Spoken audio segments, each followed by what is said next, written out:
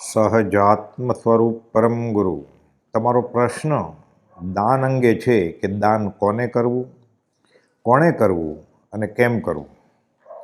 દાન, મદદ, સખાવત, લોભ ઘટાડવા અને પરિગ્રહ ઓછો રાખવા, કોઈ ધન વગેરે સાધનથી મદદ કરવી, કોઈ નિરાધાર વ્યક્તિને મદદ કરવી, કોઈને આજીવિકામાં ખૂટતું પૂરું કરવું, કોઈને અણધાર્યા મોટા રોગની મોંઘી ઔષધ વગેરેની સગવડતા ન હોય તેને હાથ લંબાવવો, વ્યવહારમાં કોઈને પોતાના સંતાનો કે ભાઈ બહેનને ભણાવવા છે પણ આર્થિક સ્થિતિ નબળી છે તેને પુસ્તક વગેરેનો ખર્ચ આપવો, વ્યવહારમાં કોઈને મદદ કરીને કામધંધે લગાડવો, કોઈના કુટુંબમાં અકસ્માત કોઈ કમાનાર વ્યક્તિનું મરણ થાય, ઘર વગેરે તૂટી જાય ત્યારે મદદ કરવી, તે તો સમાજના પ્રચલિત સદવ્યવહારની વાત થઈ. જોકે કોઈ જ્ઞાની અહીં નિષેધ કરતા નથી, પણ આ તો વ્યવહાર, ઉદારતા, સખાવત, સહિષ્ણુતાની વાત, કોમલતા ગુણ કે અનુકંપાની લાગણી પોષવાની વાત છે અને વ્યવહારમાં તે આવકાર્ય છે, પ્રશંસનીય છે. પણ અધ્યાત્મમાં દાન શબ્દની વ્યાખ્યા ગહન, માર્મિક અને તેને અનુસરતા મોક્ષ માર્ગે મદદ કરનાર છે. સામાન્ય વ્યવહારમાં સખાવત કરવી કે બાડા બોબડા લૂલા લંગડાને મદદ કરવી કે અબોલ પ્રાણીઓને અનુકંપા દાન આપવું એ તો માર્ગાનુસારીનો ગુણ છે. કબૂતરને ચણ કે ગાય બળદ કે કૂતરાને રોટલો નાખવો એ તો આર્ય સંસ્કૃતિમાં વણાયેલા છે. અને વળી કોઈ જ્ઞાનીઓ કોઈ પણ શુભ ક્રિયાનો નિષેધ કરતા નથી, પરંતુ જીવની સમજણમાં સામટો ફેરવવાથી વાચ્યાર્થ અને શબ્દાર્થ પકડી લઈ ભાવાર્થ ભૂલી જઈ આત્માર્થથી ચૂકી જવાય છે. કોઈને લગ્ન વિશે ખર્ચમાં મદદ કરી ખોટો આડંબર કરવામાં અનુમોદન આપવું, અન્નદાન કે મોટા જમણવારમાં ધર્મ સમજીને દાન આપવું કે જ્યાં અભક્ષ ભક્ષણ ખવાતું હોય, આરંભ સમારંભની ક્રિયામાં મદદ કરી ઇન્દ્રિયો ઉત્તેજિત કરે એવા બેન્ડ વાજા વગડાવવા એમાં પણ ફાળો આપવો, ધર્મને નામે થતા અનુષ્ઠાનોમાં મદદ કરી ભૌતિક લાભ માટે દેવદેવીની પૂજા વિધિ અને તેવા કાર્યક્રમમાં ફાળો આપવો અને ગૃહિત મિથ્યાત્વનું સેવન કરવું અને કરાવવું, ભણાવવામાં મદદ કરવાના ખ્યાલ સાથે કોઈ અહીં જ સ્વદેશમાં પણ સરળતાથી આજીવિકા પૂરતું કે તેથી વધુ કમાઈ શકે તેને પણ પરદેશ જવામાં ધન કે બીજી સહાયતા કરવી એ ધર્મ સમજીને પોતાની બુદ્ધિ મુજબ નિર્ણય લીધો હોય ત્યાં ધર્મ કરતાં દાઢ પડે એવું થાય છે. પાપાનું મંદિર પુણ્યને લઈને હમણાં ભૌતિકમાં સવલતો જણાય અને બીજાને પણ તેવી સવલતો કરી આપે, પણ પરંપરાએ પાપ બાંધે છે અને ઊંડો વિચાર કરતાં આ સમજાય એમ છે. અહીં પણ ધર્મ કાર્યનું અભિમાન વેદાય, પણ મૂળમાં ધર્મ જેવું કાંઈ નિપજતું હોતું નથી. ધાર્મિક સંસ્થામાં, તીર્થ સ્થળોમાં, મંદિર કે આશ્રમમાં મૂળ હેતુ તો ત્યાં નિવૃત્તિ સાથે સત્સંગ ભક્તિ જ હોય છે. ત્યાં પણ ધન વેરી નાખીને આધુનિક સવલતો, એર કન્ડિશન જેવી સવલતો, ભોજનમાં પણ મોંઘા ગરિષ્ઠ આહાર જેવા કે મીઠાઈઓ કે વિગયો વેચવા તે લેનાર અને આપનાર બંનેને પાપનું જ નિમિત્ત છે. સાધકને વધુ પડતા ભૌતિક શાતાના સાધનો આપી તેને શાતાશીલ્યા અને પ્રમાદી બનાવવાનું નિમિત્ત બની જીવ પુણ્ય તો નહીં પાપ વરે છે. પત્ર સુધાના 702માં પત્રમાં, જૂની આવૃત્તિમાં 578માં પત્રમાં પૂજ્ય શ્રી બ્રહ્મચારીજીએ હરિવંશ પુરાણમાંથી સુપાત્ર દાનનો મહિમા ટૂંકમાં સમજાવ્યો છે, પણ માર્મિક ગહન બોજ છે. દાન માટે નકશો દોરી દીધો છે કે સમકિત સાથે 5 મહાવ્રતધારી મુનિ, સમકિતિ અણુવ્રતધારી શ્રાવક અને સમકિતિ પણ હજુ અવિરતી ગૃહસ્થ, આ ત્રણેય સુપાત્ર દાનમાં ગણ્યા છે. આ લેનાર ત્રણે સમકિતિ હોય અને જો આપનાર પણ ઓછામાં ઓછું વ્યવહાર સમકિતિ હોય તો જ એ સુપાત્ર દાન કહેવાય. મૂળમાં સુપાત્ર દાનમાં લેનાર અને આપનાર બંને સમ્યક દ્રષ્ટિ હોવા જરૂરી છે. આવો દાતાર દાનના ફળરૂપે મોક્ષે જાય અથવા તો ઉચ્ચ દેવગતિ પામે. સમકિતધારીને ભક્તિપૂર્વક દાન દેનાર મિથ્યા દ્રષ્ટિઓ જીવ પણ પુણ્ય તો ઘણું બાંધે છે અને છેક ભોગભૂમિને યોગ્ય પણ પુણ્ય પ્રાપ્ત કરે. પાત્રતા હોય તો દાનના પ્રભાવે સમકિત પણ પામે. દાન અંગે આ શાસ્ત્રમાં માર્મિક બોધ છે કે બાહ્યથી વ્રત નિયમ પાળનાર પણ હજુ મિથ્યા દ્રષ્ટિ જ હોય તેવાને ધર્મકરણી સમજીને ભક્તિપૂર્વક દાન દેનારને એ દાન અવળું પરિણમે છે. આવા દાનનું ફળ કુભોગ ભૂમિ કે કુમનુષ્યના ભાવ ગણાવ્યા છે, જે મહા દુઃખનું કારણ છે. અણસમજણને લઈને જીવ ધર્મમાં પૈસા વાપરવાના નામે અધોગતિ નોતરે છે તે અંગે ચેતવણી આપી છે. વ્રત પણ ન હોય અને સમ્યક દર્શન પણ ન હોય તેને દાન દેનારનું દાન વ્યર્થ જાય છે, રાખમાં ઘી રેડ્યા સમાન. દયાની લાગણી પોષવા અનુકંપા દાન દેનાર પુણ્ય બાંધે છે, પણ પરીક્ષા બુદ્ધિ નહીં હોવાથી વિપરીતતાને કારણે અપૂજ્યમાં પૂજ્ય બુદ્ધિ એ આત્મહિતનું કારણ નથી, એ સર્વનો સાર છે. એમ અહીં પૂજ્ય બ્રહ્મચારીજીએ બોધ્યું છે. પરમોપકારી પરમ પૂજ્ય પ્રભુશ્રીજી ઘણી વખત બોધમાં કહેતા કે આ જીવને રખડાવનાર એક લોભ છે, તેથી દાન છે તે લોભ ઓછો કરવા, સન્માર્ગ પ્રત્યે પ્રેમ વધારવા અને આત્માની દયા ખાવા અર્થે કરવાનું છે. અનંતકાળથી જીવ લોભનો મેરો આથડે છે, કર્મો બાંધ્યા કરે છે. તે લોભમાંથી એક કાંકરી પણ ખરી તો પણ આત્મા હલકો થાય. ધન આદિ આત્માને મલિન કરવાના કારણો છે.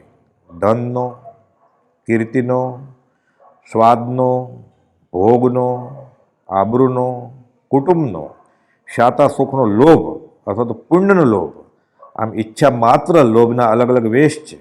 વ્યવહારમાં કાંઈ પણ મળે તે આશા સાથે કરેલ દાન ઉપાધિ નોતરે છે. લોભને અણવાર્થે દાન ત્યાગ વૈરાગ કર્તવ્ય છે, બીજાને સુખી કરી દેવા માટે નહીં. મુઠ્ઠી દાળિયા કોઈ ભિખારીને આપતા પુણ્ય તો બંધાશે એવો ભાવ છોડી મારો એટલો લોભ છૂટ્યો એવી ભાવના કરવા જ્ઞાની બોધે છે. બધુંય કરવું પ્રભુશ્રીજી કહેતા, છૂટવા માટે કરું છું, બંધાવવા માટે નહીં. આટલું મેળવણ નાખવું, મળેલું બધું હું જ ભોગવી લઉં એવી અનાદિની કુટેવ ટાળવા અર્થે દાન વગેરે શુભ પ્રવૃત્તિ આત્માર્થે કરવાનો બોધ છે. પણ દાન કરીને તેના ફળની ઈચ્છા રાખવાની નથી. પોતાને અર્થધ્યાનનું કારણ ન થાય અને દાન લેનારને પ્રમાદના રૂપમાં અહિત આદિનું દોષનું કારણ ન થાય તે દાન સાત્વિક દાન ગણાય છે. સુપાત્ર દાનની તો વાત અલગ જ છે. ત્યાં તો લેનાર અને આપનાર સમકીતી કયા. વ્યવહારિક પુણ્યના ઉદયમાં જીવ ધાર્યું કમાઈ શકે, ધન પણ ઉપાર્જન કરે અને તેનો અંશ માત્ર દાન નામે ખર્ચી કૃતકૃત્યતા વેદે છે. મૂળમાં તો કિંચિત માત્ર ગ્રહવું તે સુખનો નાશ, અને પૈસો માત્ર પાપ વગર પેદા થાય જ નહીં. વળી નીતિ, સદાચાર અને હક કે આવડતને લઈને પણ પરિગ્રહ ભેગો કરવા, કમાઈ લેવું એમ જ્ઞાની કહેતા નથી. કેમ કે નીતિથી કમાતા પણ ભેગું કરવું તે પરિગ્રહ જ ગણાય છે, અને પરિગ્રહ તો પાપનો બાપ ગણાયો છે. દાન આપવા સારું જ્ઞાની ભેગું કરવાનો બોધ આપતા નથી. હાથ ખરડીને પછી ધોવા કરતા હાથ ન જ ખરડવા કે ન જ બગાડવા એ જ્ઞાનીનો બોધ છે. પુણ્ય કરવું છે, મૂળમાં તો પીપા પાપ ન કીજે પુણ્ય ક્યાં 12,000. તું પાપ કરવાનું બંધ કર એટલે પુણ્ય સહજ જ થશે. કેમ કે હજી શુદ્ધમાં નથી. પૂજ્ય બ્રહ્મચારીજી બોધે છે કે પૈસામાં જ ચિત્ત બાંધી રાખવાથી જેમ ધર્મ પ્રગટતો નથી, તેમ પૈસા વગર વિચારે વેરી નાખવાથી પણ ધર્મ પ્રગટે તેમ નથી. ધર્મ તો જ્ઞાનીની આજ્ઞા ઉઠાવતા પ્રગટે. જ્ઞાન પ્રત્યે જેમને પ્રેમ જાગ્યો છે તે સજ્જનો જ્ઞાનદાન માટે પાઠશાળાઓ સ્થાપે. કારણ ધર્મનો સ્તંભ જ્ઞાન છે. જ્યાં જ્ઞાનદાન હશે ત્યાં ધર્મ ટકી રહેશે. તેથી જ્ઞાનદાનમાં પ્રવૃત્તિ કરવા જ્ઞાનીનો બોધ છે. અહીં જ્ઞાનદાન એટલે સત્પુરુષના આત્મજ્ઞાનીના વચનોની પ્રભાવના. અહીં જ્ઞાનદાનના નામે પણ જીવ ભૂલે છે. સ્કૂલ, કોલેજ, જાહેર લાઇબ્રેરી, છાપા મેગેઝિન, નવલકથાના પુસ્તકો અને લૌકિક જાણકારીને જ્ઞાનના ખાતામાં ખતવે અને જીવ ત્યાં પૈસા વેરે છે. જ્ઞાન શબ્દ જ્ઞાનીના બોધ માટે કે જે જ્ઞાનનું ફળ વિરતી હોય તે જ્ઞાનની અહીં વાત છે. સંસાર પોષક જ્ઞાન તે અજ્ઞાનના ખાતામાં જ ગણ્યું છે. આત્માર્થ સિવાયની બધી પ્રવૃત્તિ પ્રમાદના ખાતામાં જ ગણાય છે. વિતરાગની વાણીની પ્રભાવના અર્થે જ્ઞાનદાનનું મહાત્મ્ય છે. અહીં પણ સંપ્રદાય કે કુલ ધર્મનો આગ્રહ હોય તો તે પરમાર્થે નિષ્ફળ ગણાય છે. એટલે મૂળમાં તો એ જ્ઞાનદાન એવું, એ વિદ્યાનું દાન એવું કે સા વિદ્યા યા વિમુક્ત. વ્યવહારમાં સામાન્ય સખાવતનો એકાંતે નિષેધ નથી, પણ ધર્મ તો કશું ઓર રહા ઇન સાધન છે.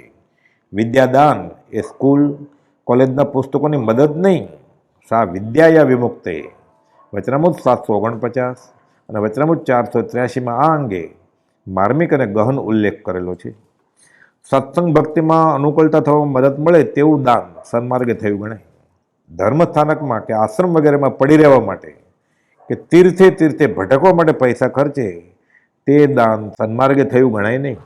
કન્યાદાન, ભૂમિદાન, વસ્ત્રદાન, શ્રમદાન વગેરે લૌકિક વ્યવહારના પ્રચલિત કામોમાં જ્ઞાની મૌન સેવે છે.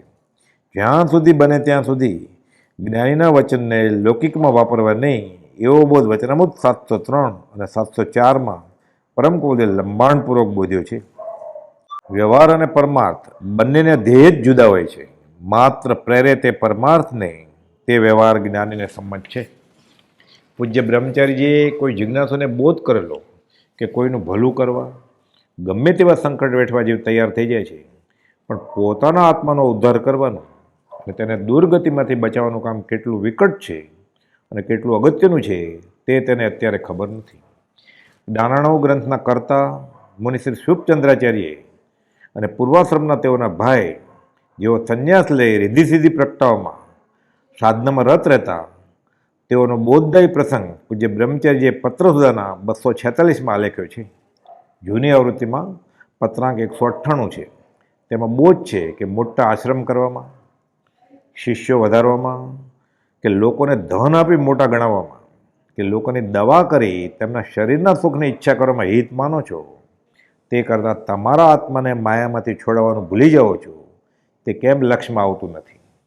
માથે સત્પુરુષ હોય તો પોતાની કલ્પનાઓ મટે અને પોતાના આત્માને તારવાનું કામ કેટલું વિકટ અને અગત્યનું છે તે સમજાય. આ જ હસ્તલિખિત ગ્રંથ જ્ઞાનાર્ણવ અને બીજો એક ગ્રંથ કાર્તિકેય અનુપ્રેક્ષા પરમ કવિઓ ઝબકબા અને દેવામાતાને મુનિશ્રી દેવકરણજી અને પૂજ્ય પ્રભુશ્રીજીને વરવવા કહેલ. શ્રી અગાસ તીર્થ ક્ષેત્રે આ ગ્રંથો મોજૂદ છે. ટૂંકમાં જે વડે ધર્મ પ્રાપ્તિ તથા ધર્મ આરાધનામાં પોતાના પરને મદદ મળે તેવા કામમાં પૈસા વાપરવા ઘટે. અહીં તો કામ એક આત્માર્થનું, બીજો નયમંદ રોગ. જ્ઞાની બોધે છે કે પૈસા કમાવાનું બંધ કરશે કે ઓછું કરશે એટલે દાન કરવાનો વિકલ્પ જ ઉઠશે નહીં. આ સંસારરૂપી જેલ સુધરે તેમ નથી. બેવડી સંપદાના ધણી ભગવાન શાંતિનાથ, ભગવાન કુંથુનાથ અને ભગવાન અરનાથ તે જ ભવે પૂર્વાશ્રમમાં ચક્રવર્તી હતા, સાર્વભૌમ સત્તા ધરાવતા હતા અને ધારે તે સુધારો કરવાની સત્તા અને બધી સવલતો હતી. તો એ વિચાર્યું આટલો કાળ નકામો ગયો, અલેખે વેડફ્યો, ઘણું મોડું કર્યું. કેમ કે આ સંસારરૂપી જેલ સુધરે એમ નથી. છેવટે બધું છોડ્યું કે બધું જ પામ્યા અને અનંત દાન લબ્ધિ પામ્યા. પોતે તર્યા અને બીજાને તાર્યા. દાન કરીને મારા ધનથી અભક ખવડાવવું પીવડાવવું નથી. દાન કરીને સંપ્રદાયને પોષી કદાગ્ર વધારવા નથી. દાન કરીને સામેવાળાને અનાર્ય પ્રદેશમાં ભણવા વગેરે મોકલી પાપના ભાગીદાર થવું નથી. દાન કરીને પૈસા વેરીને સખાવત કરીને જીવને પ્રમાદી કરી નાખવા નથી.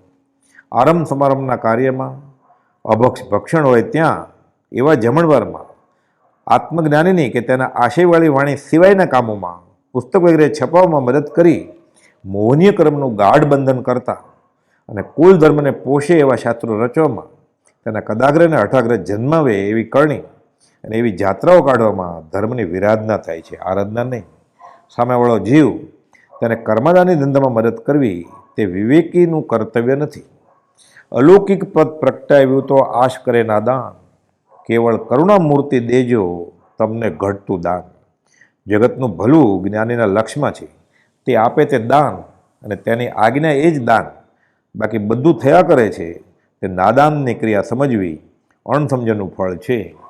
સહજાત્મ સ્વરૂપ પરમ ગુરુ.